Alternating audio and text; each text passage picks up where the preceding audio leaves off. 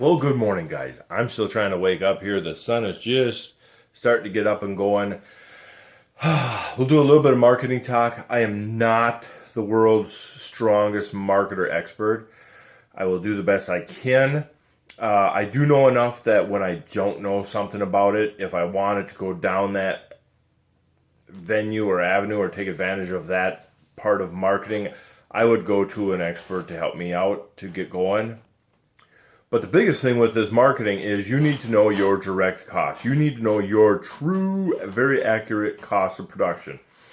If you think your cost of production is $3, $2.50 on corn, and you start marketing a bunch of 3.10 corn because you're like, I'm making 60 cents a bushel.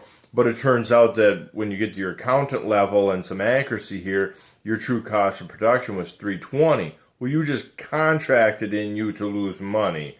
And that's kind of counterproductive. That's not what we want to be doing. So the first thing you need to do is work with your accountant or yourself if you're using QuickBooks. QuickBooks will get you a really accurate, pretty darn close if you just sit and take some time. Otherwise, it's not that expensive to work with your accountant to get that true number. So I'll spin the camera around. We'll look at a screenshot from the elevator quick just to see some prices, and then we'll talk something about that. So here's the local thing from the 27th at our local elevator. It ends at November because River closes, River freezes at the end of December, or at the end of November. And then River opens again in May, so that's why we can't sell at this elevator for that gap. So you got your bid, that's their price they're paying, is $3.15. The basis is the difference between the $3.15 and the Chicago Board of Trade price. So as a simpleton for me, I know my cost of production. The easy marketing for me is just a straightforward contract. I just call ahead and I can work with their websites and their apps on my phone. I can put in contracts, let's say for $3.50. Well, let's just say this $3.32.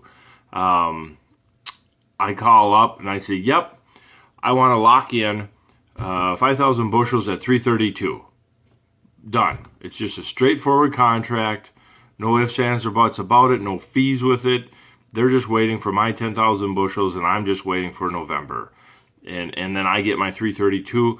I know that the $3.32 is a price that's going to work good for me, so that's why I lock it in, because it adds me some safety and some security.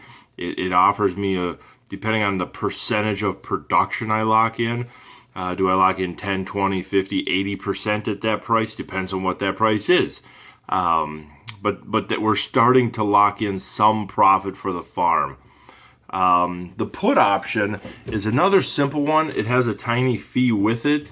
Let's just say right now it's $3.32, and we call up and we say, well, lock me in at $4.32 because I'm believing that things are going to change in the market. So I lock in that $4.32. Come fall time, if it stays $3.32, if I say November at $4.32, it comes in at $3.32. Let's say it costs me 35 cents for that dollar. So there's a dollar between $3.32 and $4.32 that I locked in. Well, if that costs me 35 cents, let's just say 30 cents for easy math while I talk here. It's hard to think and talk. So let's say come November, the price is still $3.32. The cash price is still $3.32. Well, I get my $4.32 price because that's what I bought. But it cost me 30 cents plus some other little fees and commissions and whatnot like that. So let's say it's 40 cents overall. So I still locked in a 60 cent profit or 60 cent premium over the cash price. But if something happened and it came in at $5.32, so the price went higher than my put, I get the $5.32 minus the fees and commissions and stuff like that. So I get the $5.32 minus 40 cents So I'd still get the $4.92 price, which isn't too bad. I'm only out the 40 cents a bushel. Excuse me, I'm only out the 40 cents a bushel. So it can be a little spendy on that way if corn goes higher than the price, because you do lose your fees. But on your mostly you're doing a put option. When you're doing a put option, you're doing a lot of thinking here. You're not just pulling a number out of the air and be like, whoa, I'd like to buy a $5 put, because depending on what the analysts are saying, that $5 put might cost you a lot of cents per bushel to buy. So it wouldn't be lucrative to buy it unless the market just absolutely tanked.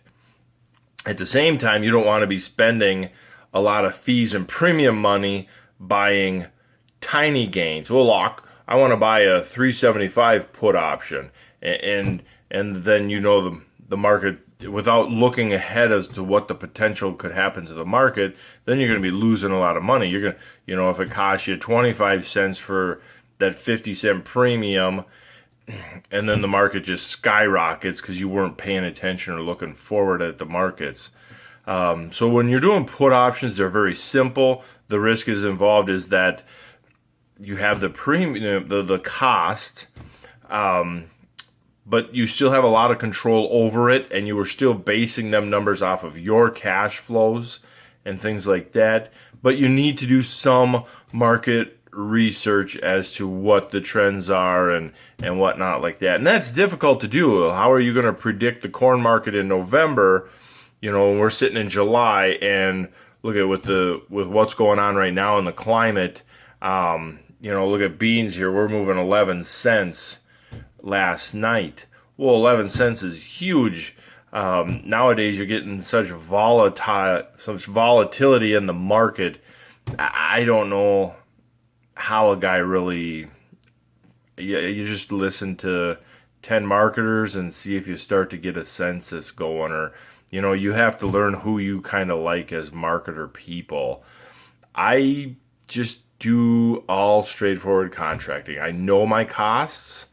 I play patience, and I get my costs as best I can, and I call it a day. Someday I will do better with the puts and stuff like that. So hedge to arrive is similar to your straightforward cash contracting, except you're playing the basis here. In the middle here, see you got 58 cents, you got Chicago board price and my local elevator price. And what's in between is the basis, the difference. So if we're going to do a hedge to arrive, let's say we really like the 377 number. Oh wow, we're going to make a lot of money on 377. So we call in 377.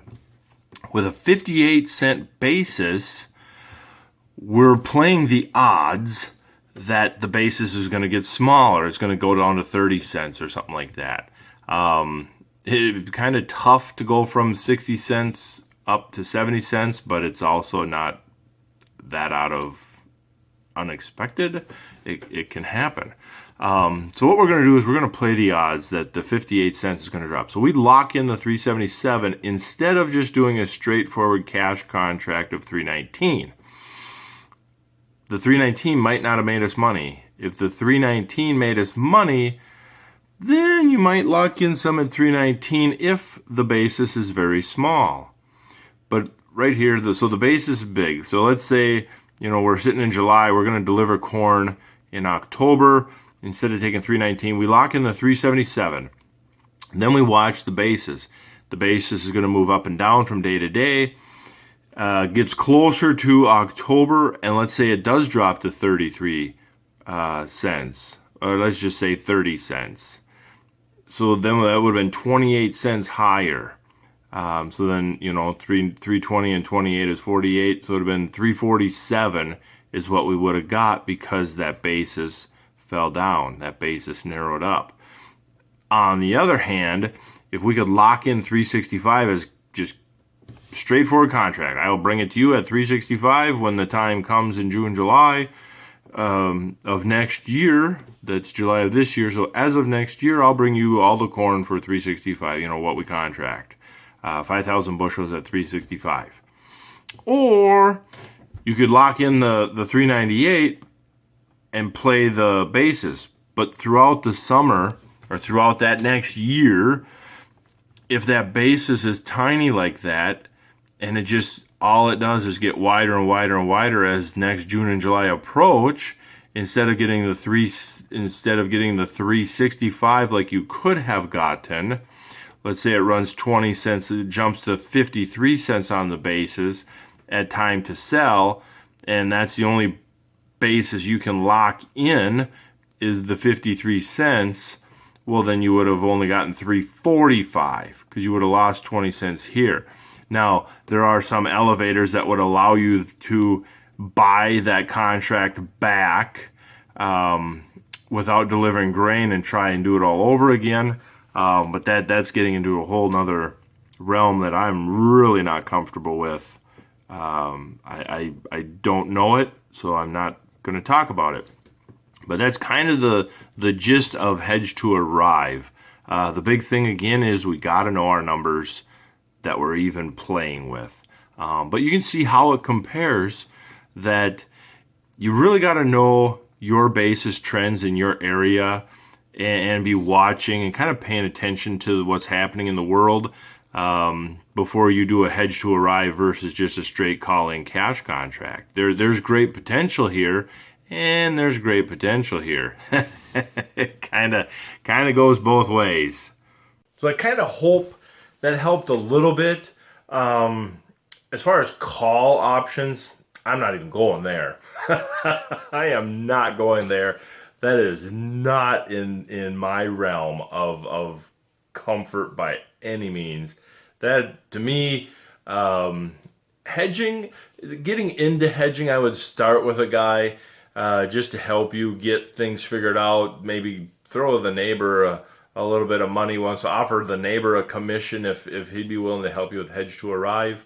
But call options, I definitely would be going through a grain marketer. I would not be comfortable learning crash course call options with my money. Not happening. I don't have much of my money, so I want to keep my money. And that's why for me, with the phone, now with all the local elevators, they have apps on my phone. I can make more money for my farm off my phone than any piece of equipment, any farming practice whatsoever. Plain and simple, that phone with the apps, it allows me that right now I could put in an offer for December corn of next year. And I could say I want $4 for December of next year at your elevator. And any time between now and then, midnight Sunday, it does not matter. Any time, and I lock in, 3,000 bushel. If it ever hits that quota, that criteria, $4 of 2019 December, it locks in that contract for me. So that's a great thing. Coming into spring, we know the price we're looking for. Immediately, I throw out a bunch of November and December corn prices, contract offers, hoping that they'll catch. And then immediately, I do the same thing for soybeans. Throw out them options. Excuse me. Same thing for soybeans. I throw that out there as well and make offers out there and hope they hit. If it's getting closer and closer to harvest time and they haven't started to hit, then I start to lower my expectations a little bit. Maybe watch and run it a little more manually. Just check them throughout the day a couple times. If the market just seems kind of flat like it has been, it really hasn't moved a whole lot. So you just kind of like check it each morning or each evening whenever you're on the pot. And it just, okay, it moved a penny. It's still 40 cents below where we want it. Or it's $1 low. Or soybeans, where it's $2 or $3 low. So for me, I have had great luck with just simple cash contracts. It's worked good. It's something I'm very comfortable with doing. I'm fairly good at it with using the tools available to me. Hedge to Arrive, I will be moving into that in a couple years. Start to dabble with that a little bit. And same with puts. I might play with puts a little bit, but I don't know. Marketing is everybody's own little thing. Again, know your costs. Be honest with your costs. This is not a time to lie. Just because your neighbors are saying that they can produce corn for $3 and your accountant tells you that your cost of production is $3.50, you trust your accountant. Do not try and compete at the coffee shop with the neighbors when it comes to your actual marketing. At the coffee shop, you can be like, oh yeah, you're $3, I'm $2.96. You know, the first one to speak is always loses at the coffee shop. But when you call up the elevator, you'd be like, yeah, I need that 360. You know, you got to be honest with yourself. So guys, on this video, don't ask questions. If there's better marketers watching this, by all means chime in, post links to data or information, or links to good marketing people that you guys enjoy, to make this topic a better topic than I'm doing. I don't know. This is not my strongest suit. I'm just trying to help the guy out, and I hope I covered the basics pretty okay. If not, you let me know. If this helped you at all, great. If you need more information, let me know, and I will keep researching, or maybe we'll go interview a guy that's good at marketing if that's what we need to do. But for now, guys, thank you very much for watching. I will catch you next time.